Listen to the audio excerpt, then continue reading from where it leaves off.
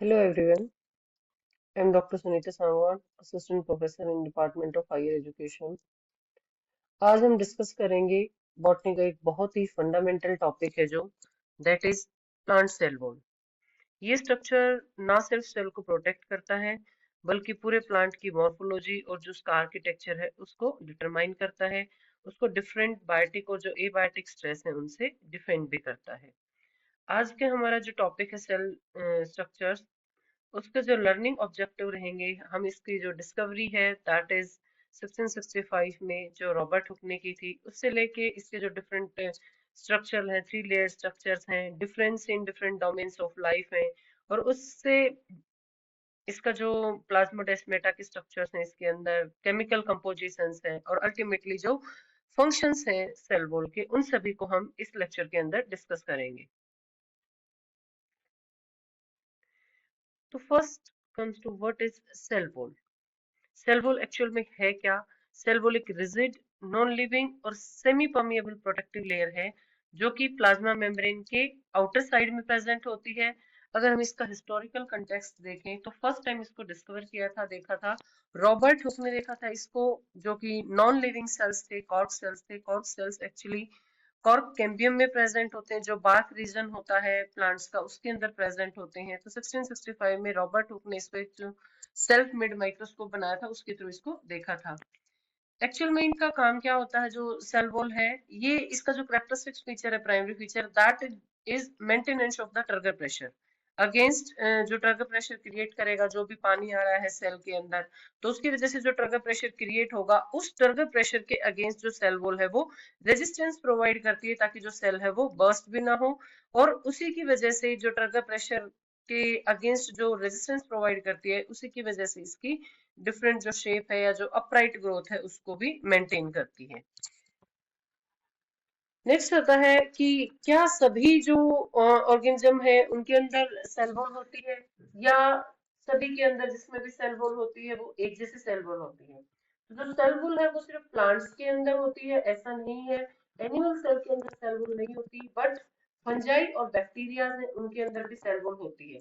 जो प्लांट्स और एल्गी है उनके जो सेल वॉल है वो मेनली सेलुलोज से बनी होती है, जो कि ग्लूकोज का एक पॉलीसेकेराइड है, जो इसको जो स्ट्रॉन्ग स्ट्रक्चरल फाइबर की तरह काम करता है। फंजाई के अंदर जो काइटिन है वो एक्चुअल में, फंजाई के अंदर क्या, मैकेनिकल सपोर्ट की बजाय केमिकल रेजिस्टेंस प्रोवाइड करता है वो फंजाई को। तो वहां पे काइटिन से बनी होती है जो कि पॉलीमर है एक एन एसिटाइल ग्लूकासामीन का। बैक्टीरिया के अंदर ये बनी होती है पेप्टिडोग्लाइकन से। पेप्टिडोग्लाइकन से पॉलीमर्स जो कि ग्लूकोज और अमीनो एसिड से मिलके बने होते हैं। तो हमने देखा है कि जो तीनों डोमेन्स है उनके अंदर अलग अलग उसमें बनी हुई है, अलग अलग जो कंपोनेंट्स है सेल वॉल के, वो प्रेजेंट है। तो जो बैक्टीरिया है उनके अंदर भी जो बैक्टीरिया पेप्टिडोग्लाइकन या जो आर्की बैक्टीरिया है या कोई भी बैक्टीरिया है उनके अंदर पेप्टिडोग्लाइकन से बनी हुई है। मेनली जो मैट्रिक्स होता है उनके अंदर बैक्टीरिया के अंदर वो टिकोइक एसिड या जो लिपोपॉलीसेकेराइड होते हैं, जिसके बेसिस पे हम उनको ग्राम पॉजिटिव और ग्राम नेगेटिव बैक्टीरिया के अंदर भी डिवाइड करते हैं। आर्की बैक्टीरिया में इसमें जो एक लेयर होती है वो ग्लाइकोप्रोटीन्स की लेयर होती है, और फंजाई के अंदर ग्लूकोन्स और मेनोस प्रोटीन होते हैं। जबकि सेलुलोज के साथ में प्लांट्स के अंदर सेलुलोज के साथ में यहाँ पे हेमीसेलुलोज, पैक्टिन और लिग्निन के कंपोनेंट प्रेजेंट होते हैं। सेल वॉल का मेन फंक्शन जो बैक्टीरिया के अंदर होता है, जो भी ऑस्मोटिक शॉक्स या जो एंटीबायोटिक जो टारगेट करते हैं वो इस सेल वॉल को ही टारगेट करते हैं। आर्की बैक्टीरिया के अंदर जो एक्सट्रीम एनवायरमेंटल रेजिस्टेंस है, एक्सट्रीम एनवायरमेंटल चेंजेस है, उनसे अपने आप को सेव करता है आर्की बैक्टीरिया। फंजाई के अंदर इसका जो केमिकल रेजिस्टेंस है सेल वॉल, वो फंजाई को प्रोवाइड करती है। एंड प्लांट्स के अंदर इसका जो मेन रोल है that is mechanical tensile strength जो प्रोवाइड करती है, जिसकी वजह से जो प्लांट्स है सीधे खड़े रहते हैं। आप एक बड़े से बड़ा प्लांट देखोगे तो इन सभी के अंदर प्रेजेंट है सेल वॉल। तो ऐसा क्या है कि इन सबको सेल वॉल की इतनी जरूरत है? तो यहाँ पे क्वेश्चन अराइज होता है कि इन सभी के अंदर सेल वॉल की जरूरत है, जिनके बिना काम नहीं चल सकता है प्लांट्स के अंदर स्पेशली। और एनिमल्स सेल्स में ऐसा क्या स्पेसिफिक है कि उनका जो काम है वो सेल वॉल के बिना चल सकता है? तो आप इस क्वेश्चन के बारे में सोचिए। इस लेक्चर के लास्ट में हम इस क्वेश्चन का आंसर भी देंगे, डिस्कस करेंगे उसको। अब हम आते हैं मेन जो स्ट्रक्चरल स्ट्रेंथ है या क्या जरूरत थी। तो मेन जरूरत क्या थी इनको प्लांट्स के लिए, इसको टेंसाइल स्ट्रेंथ प्रोवाइड करने के लिए, मैकेनिकल सपोर्ट प्रोवाइड करने के लिए, एक टाइप से फिजिकल बैरियर का भी काम करती है, इंटरसेलुलर ब्रिज का काम करती है। तो एक टाइप से हम कहें कि जो बायोलॉजिकल एक्सोस्केलेटन का काम कर रही है बाहर से, तो प्रोटेक्शन का काम कर रही है। एक टाइप से जैसे हमारी बॉडी के अंदर हमारा स्केलेटन सिस्टम प्रेजेंट होता है, इसी टाइप से प्लांट्स का जो स्केलेटन सिस्टम प्रोवाइड करती है वो ये सेल वॉल ही प्रोवाइड करती है। Now comes to this three layered architecture, means जो हम सोचते हैं कि प्लांट सेल सिर्फ एक पूरा का पूरा स्लैब होगा, उसी से बनी हुई है प्लांट की जो सेल वॉल है, उस स्लैब से ही बनी हुई है, पर ऐसा नहीं है। जो प्लांट की सेल वॉल है वो सिंगल ब्लॉक ना होके एक कॉम्प्लेक्स लेमिनेट स्ट्रक्चर होते हैं। जैसे आपने प्लाईवुड की देखी होगी, उसमें डिफरेंट लेयर्स देखी होंगी आपने, तो इसी टाइप से जो सेल वॉल होती है उसमें भी डिफरेंट लेयर्स होती है। मेनली ये थ्री लेयर्स होती हैं: मिडल लेमिला, प्राइमरी वॉल और सेकेंडरी वॉल। मिडिल लेमिला जो लेयर है वो सबसे, इसकी जो आउटर साइड की लेयर है वो प्रेजेंट होती है। मिडिल लेमिला के बाद सेल के अंदर की साइड जो प्राइमरी वॉल होती है, उसके बाद सेकेंडरी सेल वॉल प्रेजेंट होती है। तो यहाँ पे एक हम डायग्राम देख रहे हैं जिसमें मल्टीपल सेल्स प्रेजेंट है एक दूसरे के साथ में। तो इनके जो दो सेल्स के बीच में, दो नेबरिंग सेल्स के बीच में जो ये प्रेजेंट आपको येलो सब्सटेंस दिखाई दे रहा है, दिस इज मिडिल लेमिला। इस येलो के साइड में जो सेल की साइड आप देखोगे, this is primary cell wall, and अंदर की साइड जो होगा वो सेकेंडरी सेल वॉल। ये आप जो थ्रेड लाइक इंटरकनेक्शंस देख रहे हैं सेल्स के बीच में, ये क्या है कि जो सेल वॉल है वो एक दूसरे से कंप्लीटली सेपरेट नहीं होती है, उनमें एक दूसरे के थ्रू कनेक्शंस होते हैं स्ट्रक्चर्स के थ्रू, जिनको हम आगे डिस्कस करेंगे। जो प्राइमरी सेल वॉल होती है मेनली जो ग्रोइंग सेल्स होती हैं, जो मेरिस्टेमेटिक सेल्स होती हैं, उनके अंदर प्रेजेंट होती है। बहुत इसका जो थिकनेस होती है वो 1 to 3 माइक्रोमीटर थिकनेस होती है। सेकेंडरी वॉल जो है वो, जो कि जहाँ पे जब ग्रोथ जो है सेल्स की रुक जाती है उनके अंदर प्रेजेंट होती है। और मिडिल लेमला एक टाइप से ग्लू का काम करता है डिफरेंट जो एडजेसेंट सेल्स होती है उन दोनों के बीच में। तो हम एक एक करके इन सबको डिटेल में डिस्कस करते हैं। इसके जो तीनों आर्किटेक्चरल पॉइंट्स थे, फर्स्ट जो है आउटर मोस्ट लेयर है, जो कि मिडिल लेमला, एक सीमेंटिंग मटेरियल का काम करेगा नेबरिंग सेल्स के बीच में। और जब भी सेल डिवीजन होता है तो सबसे पहले जो बनने वाली सेल की जो लेयर होती है वो मिडिल लेमला ही होता है। केमिकली ये कैल्शियम और जो मैग्नीशियम पैक्टेट है उनसे बनी होती है। आपने देखा होगा कि जब आप फ्रूट को कच्चा देखते हो तो वो बड़ा हार्ड सा होता है, जब फ्रूट पक जाता है तो वो सॉफ्ट हो जाता है। जब पकने के बाद सॉफ्ट क्यों हो जाता है? क्योंकि उसके अंदर जो मिडल लेमला होता है उसका सोलुबलाइजेशन हो जाता है, तो मिडल लेमला ब्रेक हो जाता है, तो उसकी वजह से जो फ्रूट है वो सॉफ्टनिंग हो जाती है फ्रूट की। इससे जो नेक्स्ट लेयर है दैट इज प्राइमरी वॉल, जो कि रिस्पॉन्सिबल है सेल वॉल के अंदर for its growth and flexibility. ये just inside of middle lamella present होती है, 1 to 3 माइक्रोमीटर इसका डायमेंशंस होते हैं। इलास्टिक और एक्सटेंसिबल होती है, इसी की वजह से जो सेल है इसकी जो इलास्टिसिटी है एक्सपेंशन की वजह से ही जो सेल ग्रो कर पाती है। और ये इलास्टिक और एक्सपेंसिबल क्यों होती है? क्योंकि जो इसके अंदर जो ये सेलुलोज माइक्रोफाइब्रिल्स प्रेजेंट होते हैं ये लूजली प्रेजेंट होते हैं, तो उसकी वजह से ये कुछ सर्टेन लिमिट तक एक्सपेंड भी कर सकती है। प्राइमरी सेल वॉल या तो जो लिविंग सेल्स है सिर्फ उन्हीं के अंदर होती है, वो पैरेन्काइमेटस सेल्स भी हो सकते हैं जो कि स्टोरेज सेल होते हैं कई उसमें। मेरिस्टेमेटिक जो कि ग्रोइंग सेल्स होते हैं उनके अंदर प्रेजेंट होगी। ये बनी होती है सेलुलोज माइक्रोफाइब्रिल से, जो एक जेल लाइक मैट्रिक्स के अंदर एम्बेडेड होते हैं। ये ऑप्टिकली एक्टिव होती है, जिसको हम एनआइसोट्रॉपिक बोलते हैं अंडर पोलराइज्ड लाइट, जबकि जो मिडिल लेमला होता है वो ऑप्टिकली इनएक्टिव होता है और आइसोट्रॉपिक होता है। ये डिफरेंट है एस्पेक्ट्स हैं इसी के प्राइमरी सेल वॉल के, जो हम अर्लियर स्लाइड के अंदर भी डिस्कस कर चुके हैं। Next the third layer that is secondary cell wall. Secondary cell wall cell के अंदर तब बनना शुरू होती है जब जो सेल की ग्रोथ है वो स्टॉप हो जाती है। ये बहुत थिक होती है और इसमें बनती कब है? जब सेल की जो ग्रोथ स्टॉप हो जाएगी उस टाइम पे जो सेल का इनर पार्ट होगा, प्राइमरी जो सेल वॉल होगी, प्राइमरी सेल वॉल के अंदर की साइड में लिग्निन का डिपोजिशन होना शुरू हो जाता है। और इसके अंदर 3 सब लेयर्स होती हैं। जो प्राइमरी सेल वॉल के जस्ट नीचे होती है आउटसाइड में, दैट इज S1, मिडल में S2 और इनर साइड में S3 होती है। तो इसमें जो माइक्रोफाइब्रिल्स है उसका ओरिएंटेशन, जो प्राइमरी सेल, इन सब के अंदर जो माइक्रोफाइब्रिल का ओरिएंटेशन होगा तीनों लेयर्स के अंदर, वो डिफरेंट डिफरेंट होगा, और उसी अलग अलग ओरिएंटेशन की वजह से इनकी जो स्ट्रेंथ है वो मैक्सिमम होती है as compare to primary cell wall. अब आता है comparison between the primary wall and secondary wall. क्या डिफरेंस है इनके अंदर, जो कि एग्जाम पॉइंट ऑफ व्यू से भी बहुत इंपॉर्टेंट है।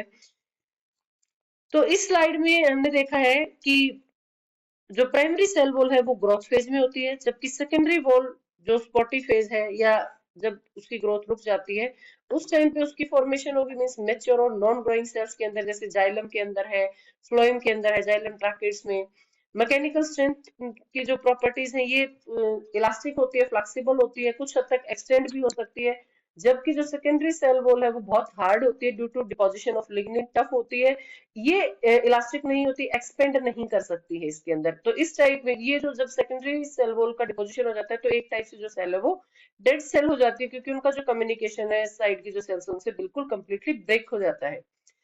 ये बहुत ही as compare to secondary cell wall, जो प्राइमरी सेल वॉल है वो थिन होती हैं, सिंगल लेयर होती है 1 to 3 माइक्रोमीटर, जबकि सेकेंडरी सेल वॉल्स जो है 3 लेयर्स हैं, तो इसी वजह से वो ज्यादा थिक होती है 5 to 10 माइक्रोमीटर।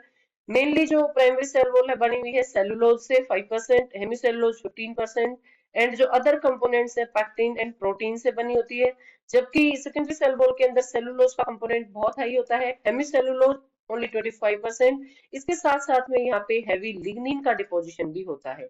यहाँ पे जो माइक्रोफाइब्रिल अलाइनमेंट होता है बहुत डिस्पर्स होते हैं, मल्टीप्लेनर होते हैं, ताकि जिसकी वजह से उनके अंदर स्लाइडिंग होती रहे, और उन्हीं की वजह से जो प्राइमरी सेल वॉल है वो फ्लेक्सिबल होती है, एक्सटेंसिबल होती है।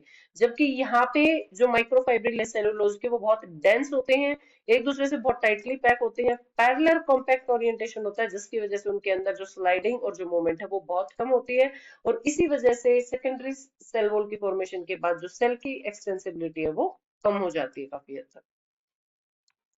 उसके बाद आता है केमिकल कंपोजिशन, या जो अल्ट्रा स्ट्रक्चर या जो मॉलिक्यूलर मैकेनिज्म है सेल वॉल का, वो क्या होता है। अल्ट्रा स्ट्रक्चर मींस जो सेलुलोज इसके अंदर प्रेजेंट है वो सेलुलोज कैसे बना होता है। तो सेलुलोज क्या होगा, फर्स्ट जो सेलुलोज है वो इस टाइप से ग्लूकोज के जो डिफरेंट मॉलिक्यूल्स है वो एक दूसरे के साथ मिलके एक सेलुलोज की चेन बनाएंगे। वो सेलुलोज की जो चेन है एक दूसरे के साथ हाइड्रोजन बॉन्ड से जुड़ेंगे, और इस टाइप से जो 20 चेन्स हैं वो एक दूसरे के साथ हाइड्रोजन बॉन्डिंग करके एक मिसल की फॉर्मेशन करेंगे। ये जो मिसल्स हैं 20 चेन के, ये एक दूसरे के साथ जुड़ के माइक्रोफाइब्रिल्स, लगभग 40 to 70 चेन्स होती हैं एक माइक्रोफाइब्रिल में, और ये माइक्रोफाइब्रिल फिर एक दूसरे के साथ इकट्ठे होकर एक मैक्रोफाइब्रिल की फॉर्मेशन करेंगे, जो कि 0.5 माइक्रोमीटर का होता है। तो इस टाइप से जो हम स्ट्रेंथ देखते हैं सेल वॉल की, जो स्ट्रेंथ है वो सेल वॉल की स्ट्रेंथ इसी पॉलीमराइजेशन प्रोसेस की वजह से। ये एक टाइप से, उस टाइप से आपने वायर्स देखे होंगे कि पहले जो थिन वायर्स है कॉपर की वो रैप होते हैं, उसके बाद वो अगेन एक जो स्टील का जो एनकेजमेंट है उसके अंदर होते हैं, फिर वो ऊपर से बाहर जो रबड़ का एनकेजमेंट है उसमें होते हैं, तो उसकी वजह से वो ज्यादा स्ट्रेंथ उनको प्रोवाइड होती है। तो ये जो सेलुलोज का अरेंजमेंट है इसी की वजह से जो सेल वॉल्स है वो इतने ज्यादा स्ट्रॉन्ग होते हैं। तो ये सेम स्ट्रक्चर है जो हमने अर्लियर उसमें देखा है, clear cut glucose molecules making a chain that is called micelles. जो मिसल्स हैं वो फिर एक दूसरे के साथ ज्वाइन करेंगे, माइक्रोफाइब्रिल की फॉर्मेशन करेंगे, और माइक्रोफाइब्रिल एक दूसरे के साथ बंडल अप करके मैक्रोफाइब्रिल की फॉर्मेशन करेंगे, और यही मैक्रोफाइब्रिल जो ग्लूकोज के हैं वो जो जेल मैट्रिक्स होता है पैक्टिन या हेमिसेलुलोज का उसके अंदर प्रेजेंट होते हैं। तो यहाँ पे अगर हम इसको बहुत लेमन लैंग्वेज में समझना चाहें, तो अगर एक जो रेनफोर्स कंक्रीट मॉडल से, तो जो इसके अंदर जो ये बार्स हैं ये काम करेंगे, सेलुलोज जो है एक बार्स की तरह से काम करेगा जो इसको इलास्टिसिटी और स्ट्रेंथ प्रोवाइड करेगा। यहाँ पे जो हेमी सेलुलोज है वो इन बार्स को इंटरलिंकिंग एक दूसरे के साथ जो सेलुलोज माइक्रोफाइब्रिल्स है उनको जोड़ने का काम करेगा, और जो पैक्टिन है और हेमिसेलुलोज है ये सारे इसको एक मैट्रिक्स प्रोवाइड करेंगे जो सीमेंटिंग मटेरियल की तरह से, जो इस सारे को एक सपोर्ट और एक स्टेबिलिटी प्रोवाइड करेगा। और लिग्निन जब सेकेंडरी सेल वॉल में होता है तो ये एक टाइप से वाटर प्रूफिंग मटेरियल का काम करता है, जो इसको और ज्यादा टाइट स्ट्रक्चर की फॉर्मेशन करेगा। इसके साथ साथ में यहाँ पे बहुत सारे प्रोटीन्स भी होते हैं जो इन पॉलीमर्स की क्रॉस लिंकिंग में हेल्प करते हैं। तो इस टाइप से ये सारे के सारे कंपोनेंट इस सेल वॉल को इतना स्ट्रॉन्ग बनाते हैं। ये सेम एक डायग्राम है जिसके अंदर तीनों जो पार्ट है, मिडल लेमला, आउटसाइडर पार्ट, बीच में जो प्राइमरी वॉल है वो बनी इस टाइप से, जो सेलुलोज माइक्रोफाइब्रिल्स हैं, उन सेलुलोज माइक्रोफाइब्रिल्स के बीच जिस मैट्रिक्स में वो प्रेजेंट है वो बना हुआ है हेमिसेलुलोज, पैक्टिन्स और कुछ सोल्यूबल प्रोटीन से, और उसके अंदर की साइड जो प्रेजेंट है दैट इज प्लाज्मा मेम्ब्रेन।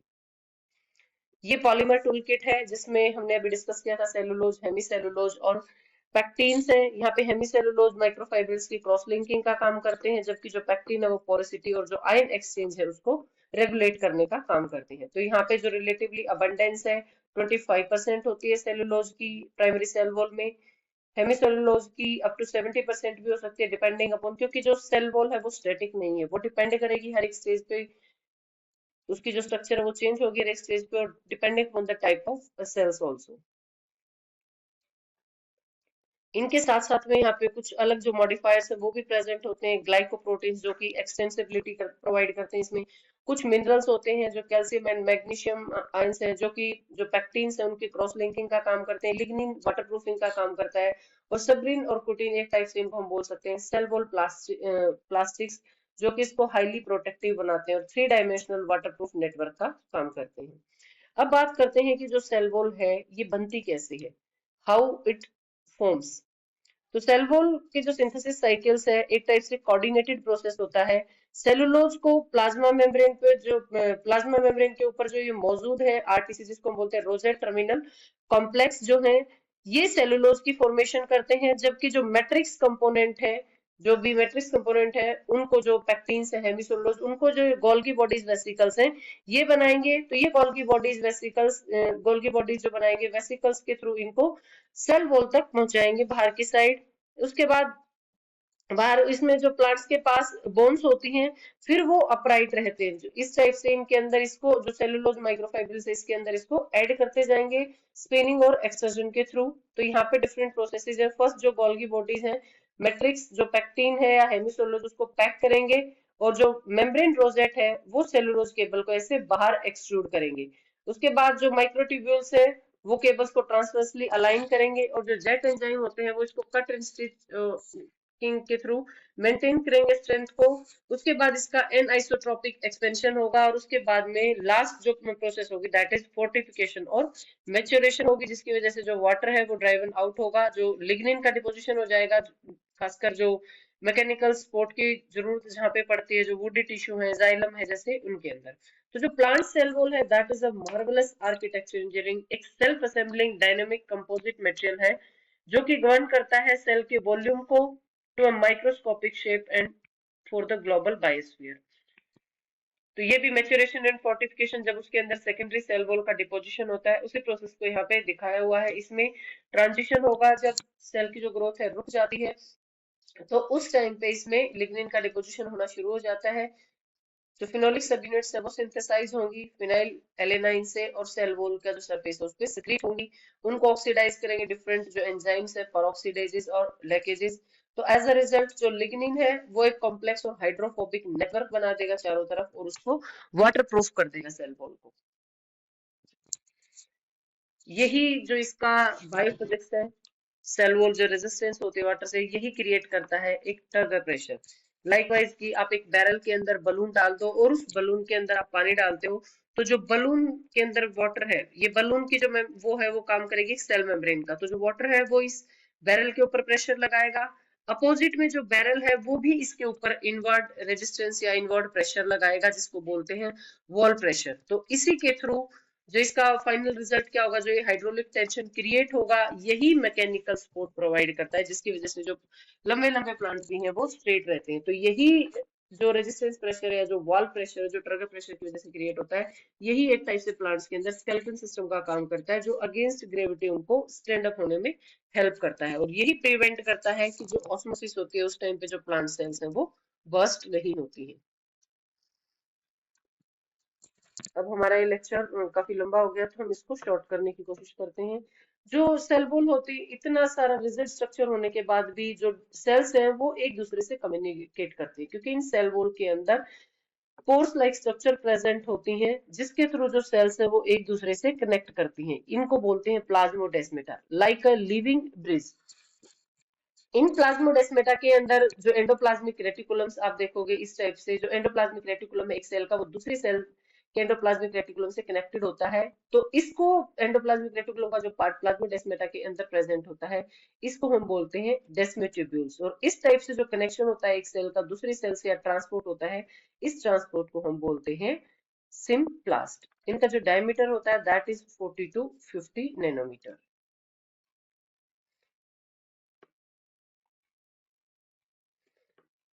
इसके साथ साथ में जो प्लाज्मोडेस्माटा है, यहाँ से जो फ्लो होता है वो लिमिटेड होता है। जो बल्क फ्लो होता है उसके लिए कई जगह पे सेल के अंदर जब सेकेंडरी सेल वॉल की फॉर्मेशन होती है, तो कई पार्ट्स में सेल के सेकेंडरी सेल वॉल की फॉर्मेशन नहीं होती है, तो उससे पिट्स की फॉर्मेशन होती है जो इसके बल्क फ्लो में हेल्प करती है। वो पिट्स सिंपल पिट्स भी हो सकती है कि पूरे का पूरा जो पार्ट है उसके अंदर सेकेंडरी सेल वॉल की फॉर्मेशन नहीं, या फिर वो बॉर्डर पिट भी हो सकते हैं कि कुछ पोर्शन के अंदर कम हुई और कुछ पोर्शन में जो सेकेंडरी सेल वॉल की फॉर्मेशन है वो इरेगुलर हुई है, तो उसकी वजह से वहां पे जो अपर पार्ट है वो बॉर्डर की तरह से काम करेगा, तो उसको हम बोलते हैं border pits. This is the developmental dynamics की आप मेरिस्टेम से लेके वुड तक जब हम इसका डेवलपमेंट डिस्कस करते हैं, तो अर्लियर इन द जैसे ही साइटोकाइनेसिस शुरू होती है, तो साइटोकाइनेसिस शुरू होगी उस टाइम पे सबसे पहले जो लेयर बनती है that is middle lamella establish होती है, जो कि दो सेल्स को, जो डिवाइडिंग सेल न्यू सेल बनी है, उन दो सेल्स को सीमेंटिंग मटेरियल की तरह एक दूसरे के साथ बाइंड करके रखेगा। उसके बाद जैसे ही सेल के अंदर ग्रोथ होनी शुरू होती है, तो फिर वहां पे प्राइमरी वॉल का डिपोजिशन होना शुरू हो जाता है। सेल के अंदर जो पैक्टिन और हेमीसेलुलोज बना रही है गोल्गी बॉडीज, वो उसको सेल वॉल के ऊपर बाहर सिक्रीट करना शुरू कर देते हैं। सेलुलोज माइक्रोफाइब्रिल की फॉर्मेशन शुरू हो जाती है, और इस टाइप से वहां पे जो सेल है उसके अंदर एक्सपेंड होना शुरू होती है वाया टर्गर प्रेशर के थ्रू। आफ्टर मेचुरेशन जब ग्रोथ स्टॉप हो जाती है कुछ सेल्स के अंदर, जो स्पेशली इन मैकेनिकल सपोर्टिंग जो सेल्स हैं, जाइलम सेल्स हैं और फ्लोएम सेल्स हैं, उनके अंदर सेकेंडरी वॉल में लिग्निन का डिपोजिशन होना शुरू हो जाता है। तीन लेयर्स में होता है, S1 S2 एंड S3। तो इस हैवी लिग्निफिकेशन की वजह से वो लॉक कर देता है सेल को एक rigid dead and waterproof state के अंदर। तो जो प्लांट सेल वॉल है वो स्टेटिक नहीं है, ये बहुत एक्टिव है, डायनामिकली सिक्रेटेड मैट्रिक्स है, और इसका जो केमिकल कंपोजिशन है वो चेंज होता रहता है अकॉर्डिंग टू डेवलपमेंट और life cycle of the cells. तो एक ही सेल की एज के साथ उसकी जो वॉल है वो मैच्योर होती जाती है। स्टार्टिंग में जो पैक्टिन रिच सॉफ्ट वॉल होती है, जो मैच्योर होने पर लिग्निफाइड और रिजिड सेकेंडरी वॉल में ट्रांसफॉर्म हो जाती है। तो इट मीन्स जो सेल का जो स्ट्रक्चर है वो अकॉर्डिंग टू इट्स ग्रोथ वो चेंज होता रहता है। समरी में सेल वॉल के 7 फंक्शंस की हम बात करते हैं। ये मैकेनिकल सपोर्ट प्रोवाइड करती है इसको, टर्गर प्रेशर को रेगुलेट करती है, इसके थ्रू ऑस्मो रेगुलेशन को मेंटेन करती है, इसकी जो ग्रोथ है उसको रेगुलेट करती है, डिफ्यूजन का बैरियर की सिलेक्टिवली परमिएबल है मैट्रिक्स के लिए, तो फिल्टर करती है मैक्रोमोलिक्यूल्स को, पैथोजन डिफेंस के बायोटिक या जो एबायोटिक डिफेंस सिस्टम है उसके अगेंस्ट, उसके लिए काम करती है, और सिम्प्लास्टिक कम्युनिकेशन करती है बिटवीन एडजेसेंट सेल। और एक टाइप से इसके अंदर जो हेमीसेलुलोज और जो पॉलीसेक्राइड्स हैं that act as a seed food reserve. इसके साथ ही हम आते हैं हमारे उसी क्वेश्चन के ऊपर कि जो एनिमल सेल्स हैं उनके अंदर सेल वॉल नहीं होती है, और प्लांट सेल को क्या जरूरत पड़ जाती है। तो एनिमल सेल्स हमारे अंदर, हमारी बॉडी के अंदर हमारा जो स्केलेटन सिस्टम है वो वेल डेवलप्ड होता है। तो हर एक जगह पे ऐसी बोन्स, स्केलेटन सिस्टम, मसल्स, इस टाइप का सिस्टम, अदर सिस्टम प्रेजेंट होता है जो हमें अगेंस्ट द ग्रेविटी खड़ा होने में हेल्प करेगा। जब प्लांट्स के अंदर ऐसा कुछ नहीं होता, वो सारा का सारा सेल स्केलेटन सिस्टम से ही मेंटेन करते हैं। तो इन सब की वजह से सेल वॉल जो है प्लांट्स के अंदर ज्यादा नेसेसरी होती है, एज प्लांट्स के अंदर बिल्कुल कंपलसरी होती है, जो कि एनिमल सेल में सेल वॉल के बिना भी हमारा काम चल जाता है, क्योंकि हमारे पास स्केलेटन सिस्टम है। फाइनल रिवीजन के लिए जो पॉइंट्स हम फोकस कर रहे हैं कि जो लेयर का सीक्वेंस क्या होता है, कैसे वो 3 लेयर है, मिडल लेमला है, प्राइमरी वॉल है, सेकेंडरी वॉल है, उसके बाद इनका जो कंपोजिशन है सेलुलोज से बनी होती है, माइक्रोफाइब्रिल से, जो कि हेमी सेलुलोज और पैक्टिन्स का जो जेल मैट्रिक्स होता है उसके अंदर प्रेजेंट होती है। लिग्निन इसको वाटरप्रूफिंग प्रोवाइड करता है। इसके जो इंटरसेलुलर फीचर्स हैं उसमें जो प्लाज्मोडेस्मेटा है वो एक ब्रिज का काम करता है, साइड की जो सेल्स है उनके अंदर सिग्नलिंग का काम करता है, पिट्स जो है बल्क वाटर फ्लो में काम करते हैं, और इसके साथ साथ में बहुत सारे जो मैक्रो फंक्शंस है, टर्गर प्रेशर है, डिफेंस सिस्टम है, या मैकेनिकल सिस्टम है, या जाइलम ट्रांसपोर्ट है, इन सब में जो सेल वॉल है वो हेल्प करती है। तो आप इन क्वेश्चंस को देख सकते हो। इनमें से अगर किसी भी क्वेश्चन को आप सॉल्व करने में पॉसिबल, ये जो आपके 4 क्वेश्चन है, ये एग्जाम पॉइंट ऑफ व्यू से सेल वॉल का जो पार्ट है उसमें से इम्पोर्टेंट है। तो उम्मीद है कि आज का जो लेक्चर आपके लिए बेनिफिशियल रहा होगा। अगले सेशन में फिर हम सेल मेम्ब्रेन के बारे में पढ़ेंगे, उसका जो फ्लूइड मोज़ेक मॉडल है उसको डिस्कस करेंगे। Thank you.